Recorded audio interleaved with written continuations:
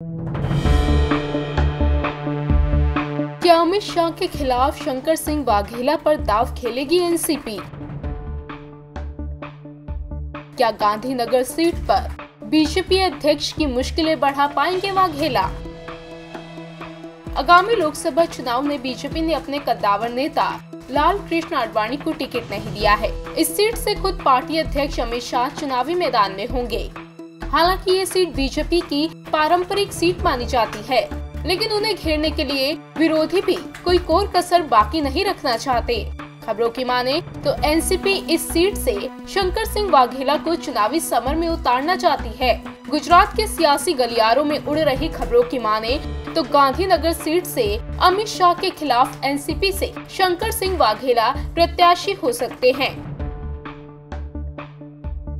हालांकि गुजरात में एनसीपी और कांग्रेस के बीच सीटों का बंटवारा अभी तक नहीं हुआ है, लेकिन उनके नाम को लेकर चर्चा जोरों पर है। सियासी जानकारों की माने तो ये बीजेपी की जीती हुई सीट है, क्योंकि इससे पहले आडवाणी यहाँ से जब भी लड़े उन्हें जीत हासिल हुई।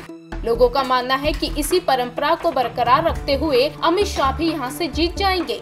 हालांकि शंकर सिंह वाघेला पहले ही ऐलान कर चुके हैं कि वो इस बार लोकसभा चुनाव नहीं लड़ेंगे, लेकिन कहा जा रहा है कि एनसीपी प्रमुख शरद पवार अगर शंकर सिंह वाघेला को मनाएंगे तो वो चुनाव लड़ने के लिए तैयार हो सकते हैं।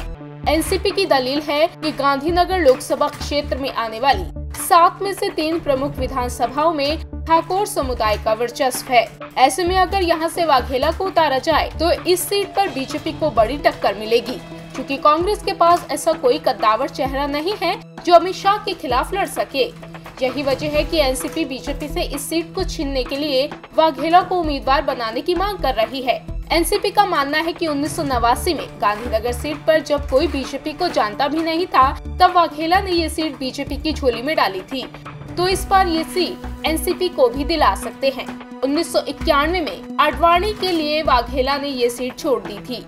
इसके बाद से इस पर बीजेपी का ही कब्जा रहा है। ऐसे में देखने वाली बात होगी कि शंकर सिंह वाघेला गांधीनगर सीट पर बीजेपी अध्यक्ष के खिलाफ चुनावी समर में उतरते हैं या नहीं। इंडिया न्यूज़ वायरल की रिपोर्ट।